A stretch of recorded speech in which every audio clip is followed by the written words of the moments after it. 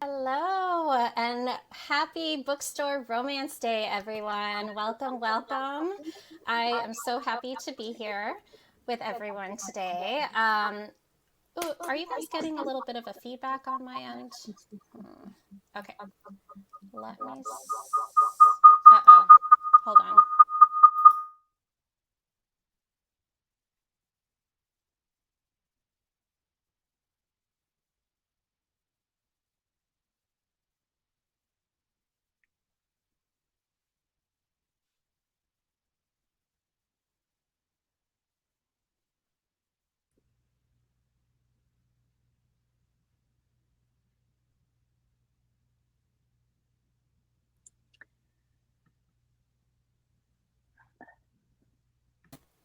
Hello?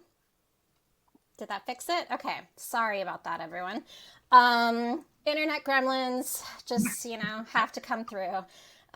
So, anyway, I am Christine. I am the programs manager for Loyalty Bookstores, which is a Black and queer owned indie bookstore in DC and in Maryland. And I am so thrilled to be moderating today's panel, Authors to Grow with five authors that I personally love a lot.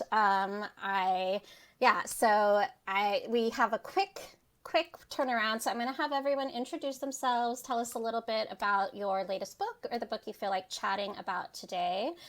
So we'll start with Megan, please. Hi, I'm Megan Bannon, and I am the young adult author of The Bird and the Blade and Soul Swift. And most recently, or coming out on Tuesday, is my adult debut, The Undertaking of Heart and Mercy, which is kind of a fantasy rom-com mashup, like You've Got Mail meets The Walking Dead, like you do.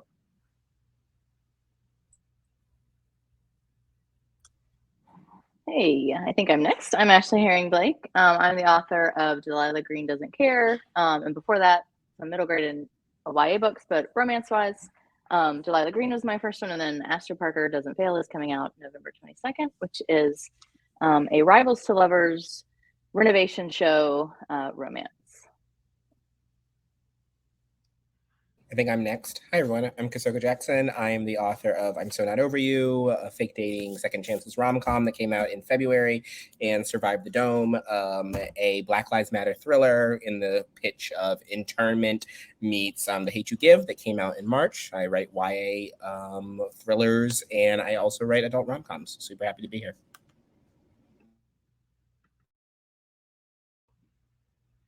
I think I turned myself off before I turned myself on. I'm Suzanne Park. I am a YA and adult author.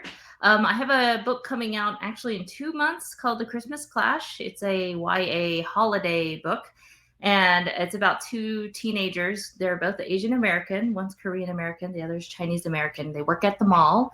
Their parents have rival food court restaurants, and they find out that the mall's going to close, so they have to band together to save it. And that's coming out October 4th.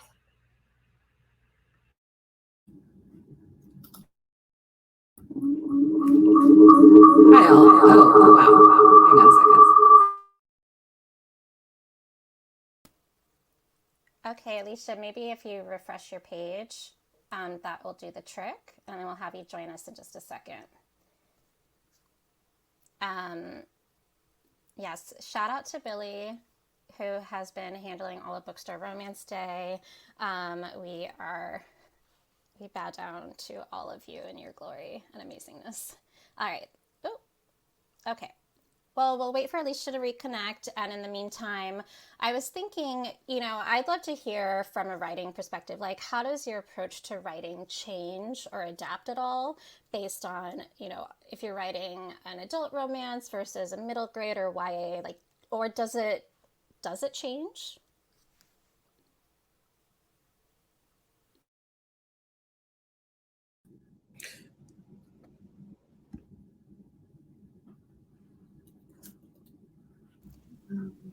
I guess I'll go first. I think it does change. I mean, I think that obviously there's limitations of the spiciness when it comes to a romance in YA, as it should be. But I also think that like YA romances tend to be about like your first time ever having romance, which has a lot more, not more, a different level of emotional weight than an individual who might have baggage or just like the trauma of like adulthood growing up and all of those multidimensional faceted things that go into love. I find that young love can be either like very sweeter or one dimensional, not in a bad way, but because it's like your first time experiencing it. It's a Rosetta Stone of flatness versus the complexities of an adult relationship.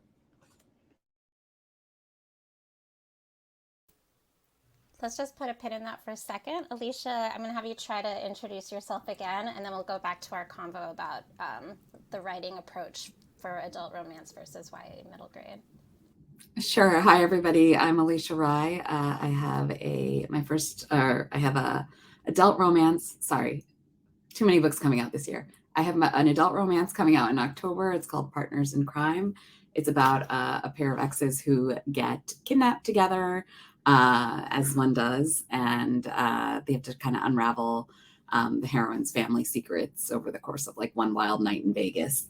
But my debut YA comes out in March of 2023, and it's about a girl who accidentally kind of stumbles into saving her crush's life while she's in costume. So I'm very excited about that. Love it. Thank you. And I'll let anyone jump in who wants to talk about, your writing approach. Yeah, I'll jump in. Similar to what Kosoko said, with just how everything feels very fresh and new in YA and middle grade. Specifically middle grade, because that's what I was doing most recently. It's like I had this stint of YA, and then I had this stint of middle grade, and I didn't really mix any of them together very much. And then I went into adult, but like, specifically with middle grade, it's like everything is not only so new, but it's also, very much about first time understanding identity. Like I think that identity is something that we rediscover and are continually trying to figure out throughout our entire lives. But in middle grade, I feel like it's like really the first time you're starting to see yourself as this separate entity from who your parents are and who your family is or whatever your living situation is. And you're starting to understand that you are an actual being in the world that moves through it as an individual. So I think a lot of those identity issues with that first time really seeing yourself as a person come in with middle grade. And the same with YA, it's those identity issues are definitely there, but then it's kind of heightened because you start to realize, especially with romance, like, okay, this isn't not just maybe a crush, but it's actually something that I could do something about. In middle grade, it's like, I sort of want to hold their hand, but oh God, I'm not sure. And then in YA, it's like, definitely want to do that. How is this going to actually look? And then with adult, I loved getting into adult because there's so many more years behind those characters to bring in to the story, which I really loved, just getting into that backstory. And it was really interesting to also just see the similarities. We talk about the differences a lot, but really the similarities in that we're all just trying to figure out who we are and who we love and how, we can be loved as well. And I think that's a similarity that kind of threads through all three age categories that has been interesting to explore as well. That's such a good point. And now I'm just like, holding someone's hand for the first time. It's like, that's I know, it's exciting joy. for everyone. Okay. Suzanne, I think you were going to say something. Yeah, I agree with both authors that those are, that definitely is the same for me as well. The other thing I make sure for YA is that the voice and life experiences are reasonable for that person living at that time. So that includes sort of where you are in your life journey and not having so much experience in any one thing that they should know all the answers and don't make mistakes. I love having my characters kind of figure that out and make mistakes and learn from them. The other aspect that I like to write are nerds falling in love, awkward nerds falling in love, I should be more clear. So that usually comes with a coming of age element as well. So most of my stories have coming of age mixed with romance. Awesome. And I think too, there's also your adult characters are really busy adulting, if that makes sense. Whereas like your young adult characters are really focused on a much smaller kind of pot, if you will. Their experience is smaller, but also what they're responsible for is a bit smaller.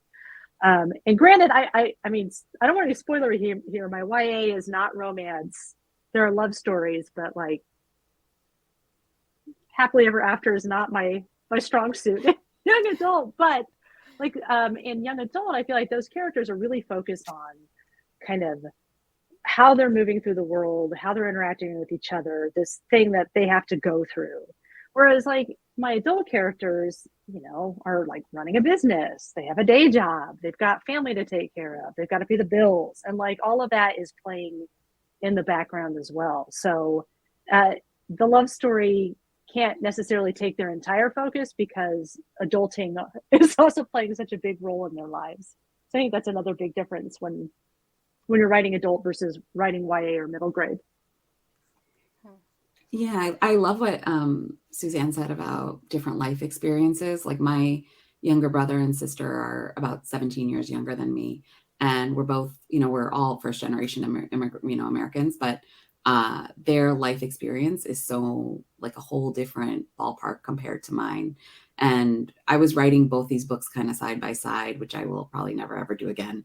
But when I was writing them side by side, I realized like, oh, that's a major thing, because in the adult ones, I'm writing my contemporaries. And in the YA, I'm basically writing my siblings' contemporaries. So their struggles and their issues are going to be vastly different than mine. And it was something that I had to keep kind of reminding myself of. Awesome.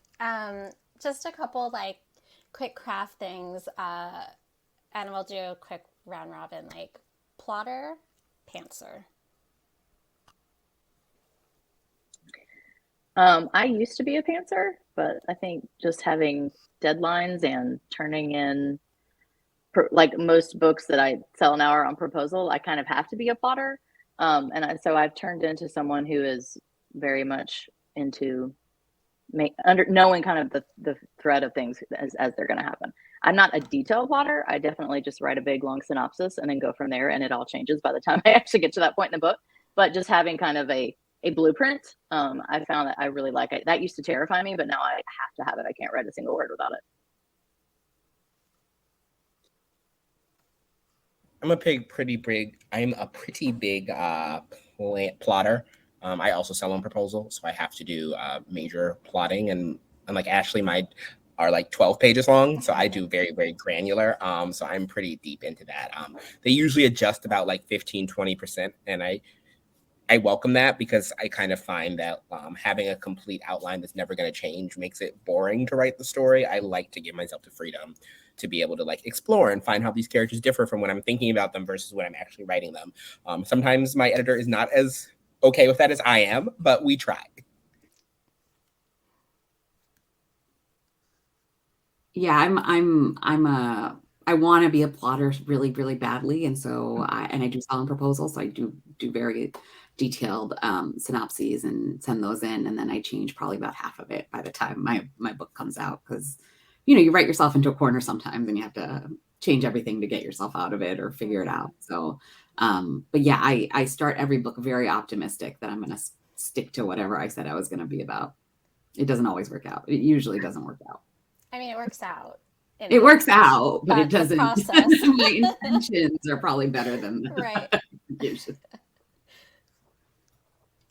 I'm a pantser with plotting elements.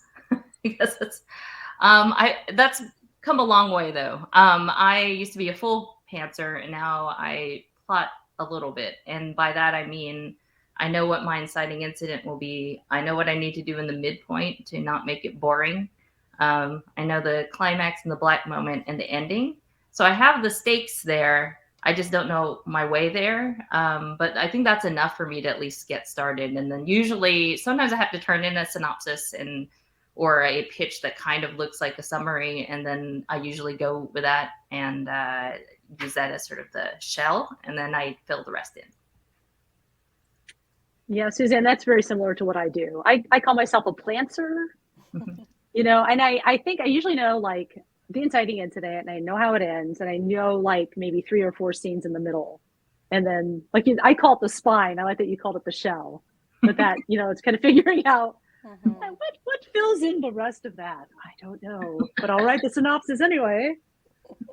And it will change. Love it. Love it. So for y'all, like, the initial kernel of inspiration for your book, or books, whichever one you want to talk about today, was it character first, story first? Like, how do you usually decide on a story? And then also, like, do you usually know when you're starting it, like, what kind of age group you want it to be? Or does that ever change? Sorry, I know that's like 5 questions.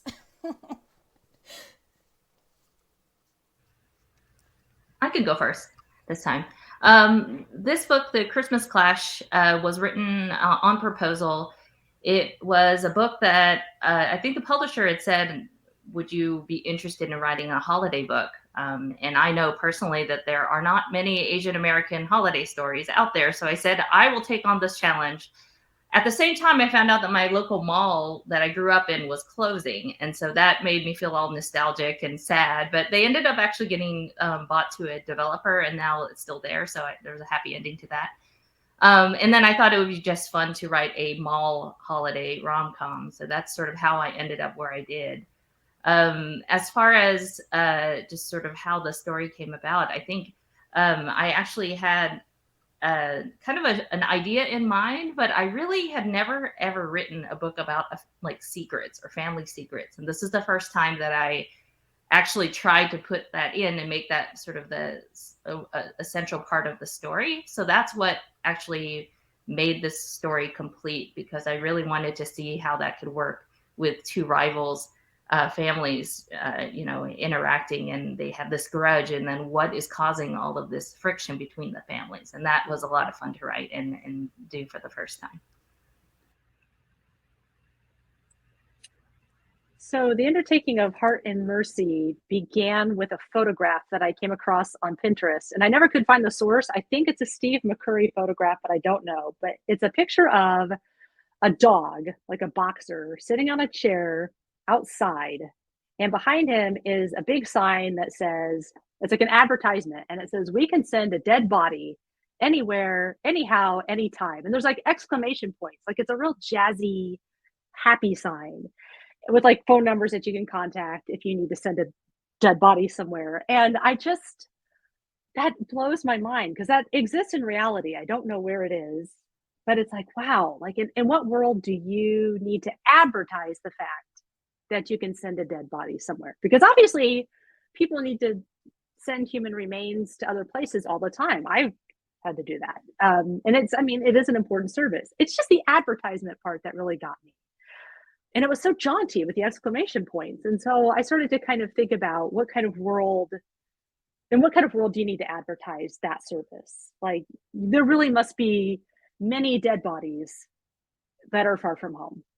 And it just kind of snowballed from there. And then I had a proposal that I had kind of set aside because it just wasn't working. But there was a character in the proposal who was a really tall guy who carried a rapier. And I thought, oh, he fits really well here.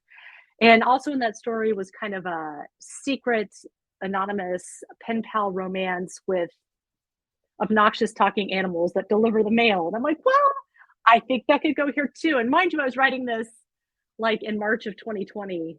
So it was really locked down. Anything can go. It was just everything that brings me joy thrown into a book. And it kind of ballooned from there. I usually start with characters, but Partners in Crime, I think, started kind of from a feeling where I just wrapped a series and I wasn't really sure what to write next. And I was visiting my sister and my older sister, and she loves heist movies. Like, it's the only kind of movie she'll sit down for 2 hours to watch. She loves heists. And I was like, what is it about heists? Because like I'll say anything. She'll be like, no. And I'm like, well, there's a heist in it. And she'll be like, oh, okay, let's watch then. She's like, oh, I think I like the sense of adventure, like the caper aspect of it. And I was like, oh, you know what? I kind of like that too. Like I love a good caper. Like I love just people being on the run, trying to get something done. You have a very limited amount of time to do it. And like lives are on the line. Like it's such a exciting feeling. And I think especially through the pandemic, it had been like that sense of adventure had kind of been missing from my life. Like I usually used to go on adventures all the time. And then all of a sudden my adventures got cut off. So I was like, I really want to sort of just immerse myself in this wild, fun ride where there's like some dark stuff going on, but also a lot of it is just getting to a goal and then, happily ever after kind of thing. So it's the first book I think I've started like just based on like, this is the feeling I want to evoke. All my books are plot first, character second. I usually come up with like a what if. Survive the Dome came from the George Floyd shooting. I'm So Not Over You just came from the fact that I was putting together a whole bunch of like trope combinations and seeing what meshed. And then I usually decide if I'm like going to write this book and the plot seems like something I can carry on for 300 pages, what type of character would I enjoy writing and what type of character actually helps to facilitate this story. There's very few stories that I've ever had character first, usually plots. A combination of plot and character. I guess a situation and character, really. It comes last. I just think of like a trope I want to write or a situation I want them in. Like, for example, with Delilah, I knew that I wanted to write a very curmudgeonly woman who and was really just kind of left alone in the world, and then what kind of situation I could put her in with the family who essentially left her behind. That one actually started with a very loose idea of a Cinderella retelling. We did not market it like that. I didn't, even tell my editor that. I think she might have figured it out, but so that was just very loosely a Cinderella situation. But then after that, it's usually like with Astrid and Iris both, because I just finished Iris's book, which is the third Bright Falls book. Those characters made for me in the first one. It was really interesting writing a series for the first time because everything I put in that first book was canon. Like it was like set in stone, couldn't change it. So that was really interesting to kind of figure out who I wanted these characters to be, even after I'd already made them. And now it was their turn to have their own love story. But yeah, I usually definitely, it's the character and the situation that kind of intrigued me. And again, just like what kind of romance I like to read, what kind of situations I like to read about as well. I love that. Speaking of tropes, do y'all have favorite tropes either as a writer or a reader? While you're thinking about that, I'll say some of mine are like second chance romance or one bed. What's gonna happen? Grumpy Sunshine. I mean, there's so many, but I'm curious if you guys have favorites.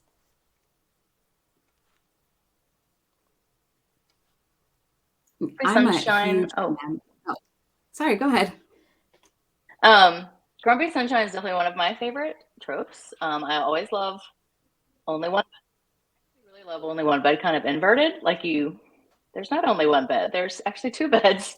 But what might happen anyway? But so I like the inversion of those tropes as well. But Grumpy Sunshine is definitely one of my favorite. I just love seeing a hard-hearted person melt in the face of being loved. I am always here for fake dating. Really, there's not a whole lot that I don't love.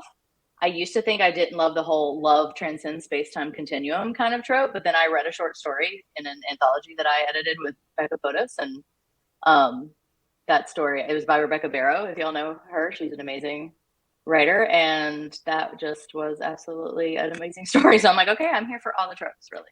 All the tropes. I love a good second chance romance, which is like a little bit odd because all of my exes in real life are dead to me, but in books, I think it's a really good thing to have and very like fun to see them overcome their past, but not in real life. Yeah. And the one at Partners in Crime is such a good second chance romance. Oh.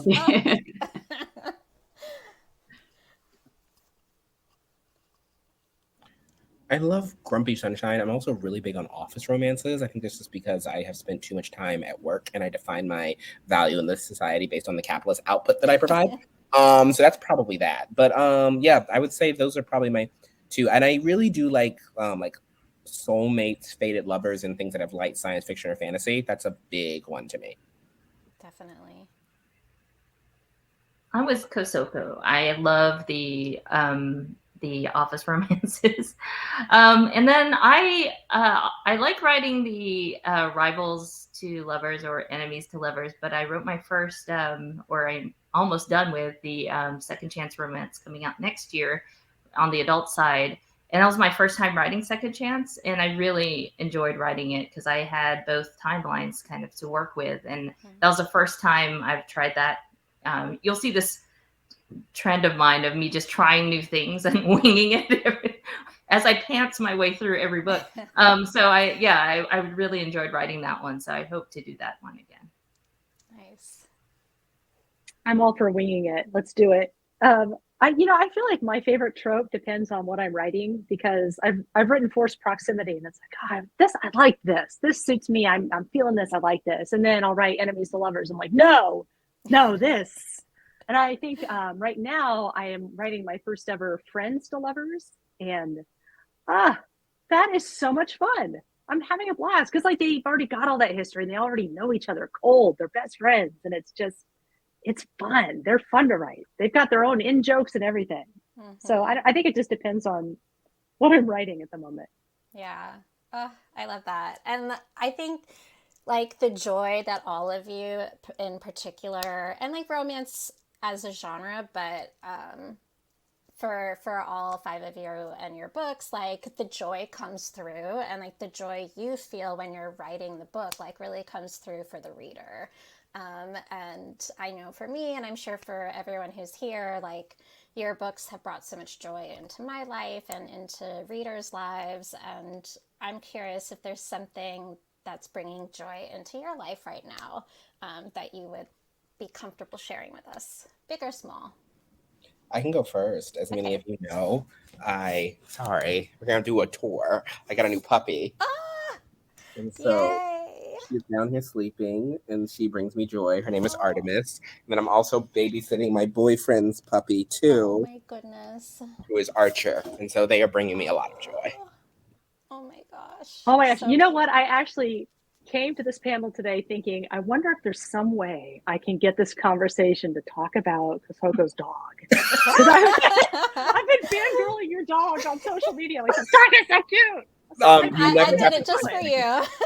Always. The thing that is bringing me joy, and this is really ironic.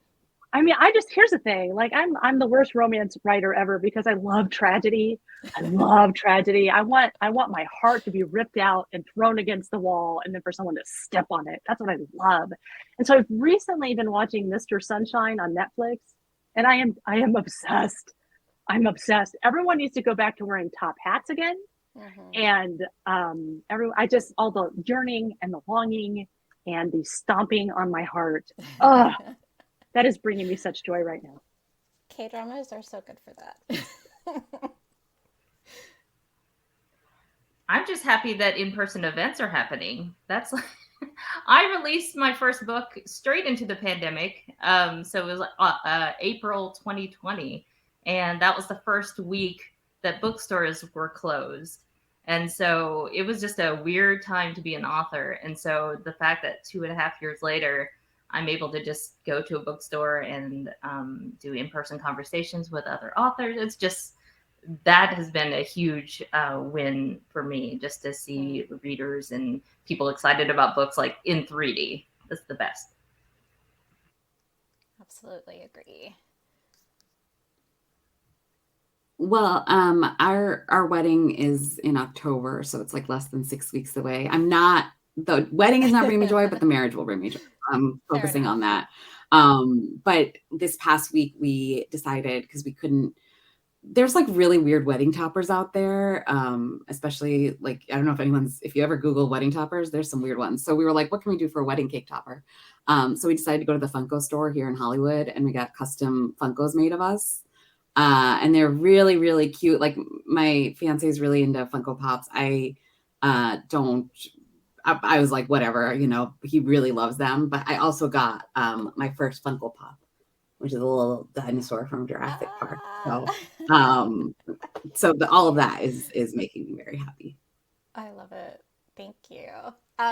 So I'm okay. Just changing gears a little bit.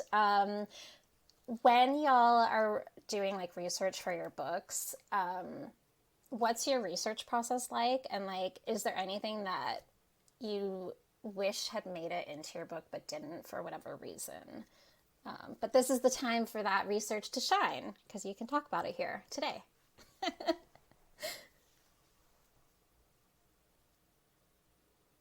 Like some of the things I'm thinking about, like for like Partners in Crime, did you have to like research poker, or did you already know about poker, Alicia, or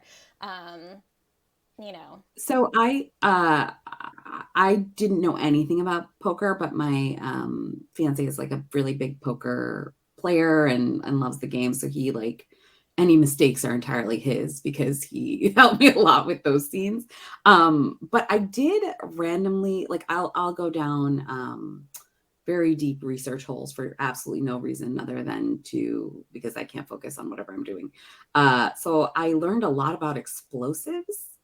And I was like all set to like make this book like all about explosives. And then I realized I was making it too much about explosives. But there's a little joke in there about like Molotov cocktails, I think, or something like that. But at some point, my knowledge of explosives will hopefully come in handy. Nobody flagged this crowdcast now. It's just for Bookstore romance CIA agent research. is very concerned now. This is a safe space. It's okay. Yes. From So Not Over You, I was going to do some research on like breweries. That was the original plan. I had a friend who actually, one of my best friends, her fiance owns a brewery. But then I left that job, and then again, my life is linked to my jobs. And so then the pandemic got deeper, and it was hard.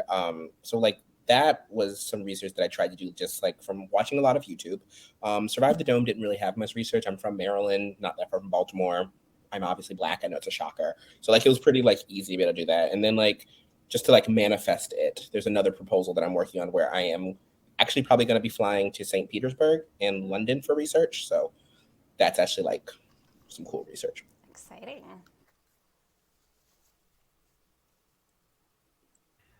I'm a librarian and I have a research problem. It's bad. Like sometimes I wonder what the interlibrary loan department thinks of me. Like my first book, The Bird and the Blade, I actually spent 6 years researching that book. And so there's just there's a lot of research in that book and a lot of research that didn't make it into the book. But that was so long ago, I can't even remember like what that book's about. So I just know I spent 6 years researching it. For the undertaking of Heart and Mercy, I did have to learn a lot about the funeral industry, even though the funeral industry in the book doesn't look like it does in our reality. But yeah, there's some like fascinating things I learned that don't fit in the world I've created that I would love to stick in there. And I have all sorts of things to say now about what we do with our beloved when they pass away and what I wish would happen with me. We don't have very many options in this country. We don't have very many options. Mm-hmm. And all I'm saying is, honestly, sky burial is the way to go, in my opinion. All of my books require a different kind of research. I nerd out too. It's a bad habit of mine because my previous corporate job was in marketing research. So it just comes naturally to me. So each book has its own research dilemmas for me to solve as an internet sleuth. And so The Perfect Escape, my first debut, I researched survival outside because they're in a survivalist competition. And so that and zombies. So I just really went deep and probably too deep into both things. Sunny Song Will Never Be Famous. It was on a farm. And so I had elements of farm life in there, but I actually had to go either to a farm, which I did. And then also do a lot of studies on just sort of what would be on a farm now, like versus, Laura Ingalls Wilder days. So it was fun though, because it's all new. And then my 2 workplace comedies, because they're both in male dominated area, like fields, I felt like I had to do the research so that I wouldn't get questioned on whether I actually understood these environments. So I did a lot of in-person one-on-one interviews for both of those books. And then this last one, the Christmas Clash, I went to a lot of malls, ate at a lot of food courts, and also just I had there's a little bit of a legal element on why the mall is closing, so I actually talked to a lawyer on that. Cool.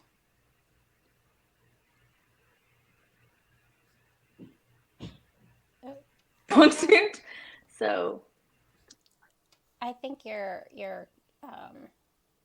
connection went out a little bit, Ashley. Let's see. Refresh your page and come back. We'll come back to that in just a second. Thank you. All right. P.S. If anyone in the audience wants to tell us your favorite tropes, feel free to do so. I saw a few people chiming in. I always like to hear what everyone else thinks. All right, Ashley, let's try that again. can you hear me? Yes. Okay. I think my things were dying for some reason, even though I charged them, and then it wouldn't let me unmute for some reason when I took them out. It just kept me muted. Anyway, sorry about that. Okay. Research. Yeah, so I hate research. I just want to make stuff up. But obviously every book has certain elements that I don't know about. Like for Delilah, I had to research some camera things because I'm not a photographer. I just point and click with my phone. So I kind of had to look into a little bit of that. And then with Astro Parker Doesn't Fail, there's a lot of renovation and carpentry. So I sort of had to look into how, not like detail step by step how to build things, but just like basic terms of what things were. Do I call that a corner cabinet? Am I just making that up? I don't know. So, just kind of looking into different things. And I also had to I was trying to find out what it was like to be on an HGTV TV show. Mm-hmm. And so I did a lot of Googling on that, even though I've never known anyone who's been on one. So I couldn't really ask anybody specific, but, I just did some Googling around on that. So that was a little bit that I had to do for Astrid's design and interior design, and like kind of a lot of interior design terms. And is this ugly? Like I really relied on Pinterest a lot for that. Just like, this room looks cool. Sure. She could have designed that one. Let me put that one in there. So yeah, just a lot of Pinteresting and terminology research, really. I love it. Okay. We are getting towards the end of our panel time, but we still have like 7 or 8 minutes. So, okay. I am curious for everyone, what is your reader origin story? Like, and specifically, what got you into romance as a reader? Yeah.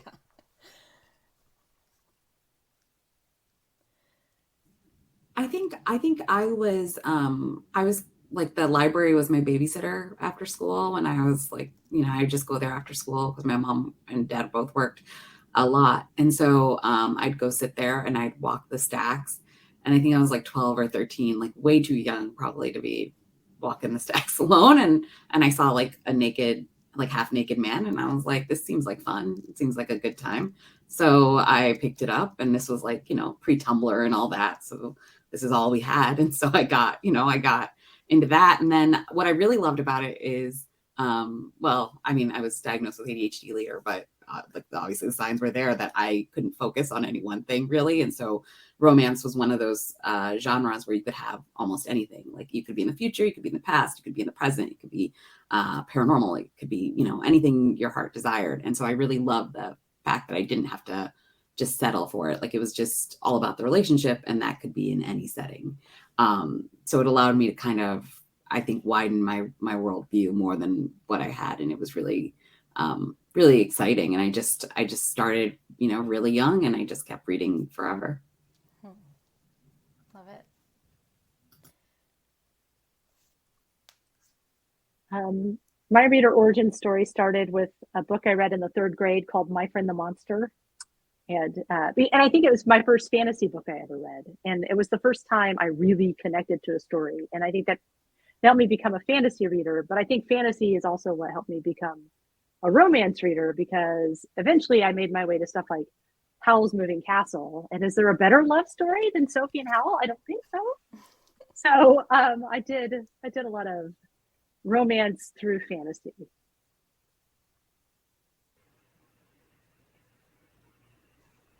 I read a lot of Judy Blume when I was younger. And so I think that was the first time I saw funny stories and also coming of age stories that meant something to me. And I think that was the first time I connected to a story as, oh, I kind of get what this person is doing. Let me read more. Much like Alicia, I kind of grew up in the local library, but they were very limited because it's a small rural area. And so I would just borrow books from friends. And one of my best friends, she used to read romance books behind the textbook. She was so good at that. And I would just try to steal whatever she was reading. And I remember the first one I took from her was an Interview with a Vampire. And then, I don't know. And then I just kept reading after that. And I guess fast forward to more present day, I was in a program called Pitch Wars, which was like and we ended up just doing a lot of critique partner swaps. And that's when I actually really got to read more contemporary things. And it just, I fell in love with that genre again. Awesome. I started probably with Judy Blume. I think was probably my first reading experience. I just remember the cover, the very 80s cover of Just as Long as We're Together, which is one of her friendship stories. And then, I went on to Sweet Valley High. I was a huge Mary Downing Hahn. I can never remember if it's Hahn Downing or Downing Hahn. I think it's Downing Hahn, but she wrote Ghost Stories. She wrote Wait Till Helen Comes, which is absolutely one of my favorite books ever. I strangely didn't end up writing Ghost Stories when I became a writer, but and then I think I've seen VC Andrews mentioned in the chat, and I'm like, yeah, I have to give a shout out to VC Andrews. Even like reading it way too young, just like Way Christine. too Like, oh my God, I don't even remember how me and my friends got a hold of these books, but because my mother definitely did not give them to me or have them.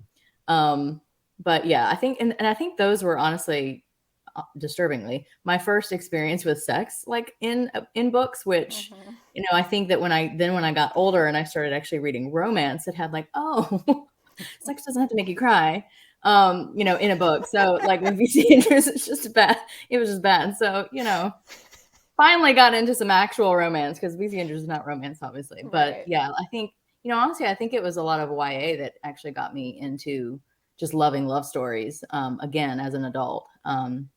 I was a little bit too big for my britches probably for a while, like in college, and all I read were serious, like literature and, so I was so happy to just get back into, modern literature and what we're writing and reading today. Yeah. And romance, I read all kinds of books, but romance is definitely my go-to comfort place right now, and has been for a while.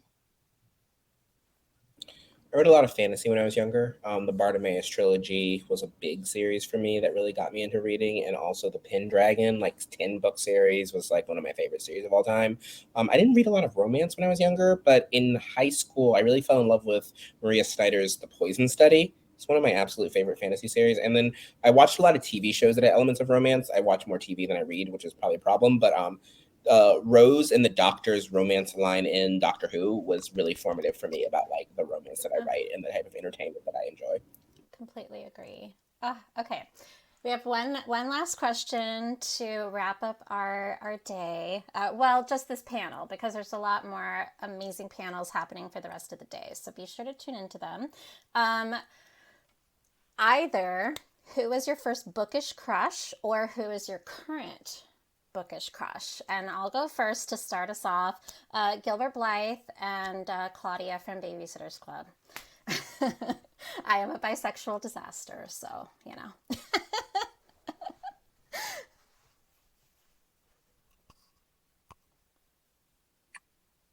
Current crush forever and always, ever since I read him, is Eugenides from the Queen's Thief series by Megan Whalen Turner. I love him. Love.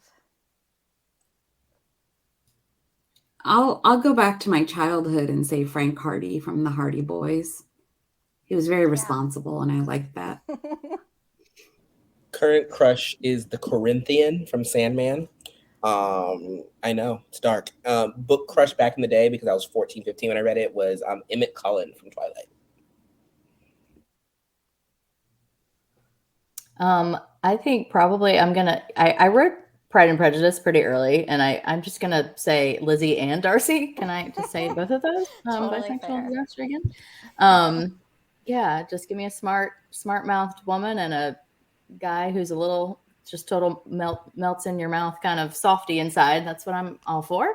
I think current book crush, and probably has been for a couple of years ever since I read it, which I guess maybe it was a couple years ago. It might have only been a year, but which I don't even read a lot of fantasy, but Gideon from Gideon the Ninth, like, just, yes, step on me, please.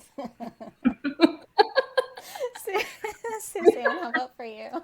I might have to steal everybody's. I love Gilbert Blythe. As soon as you said it, I was like, oh, he's the guy.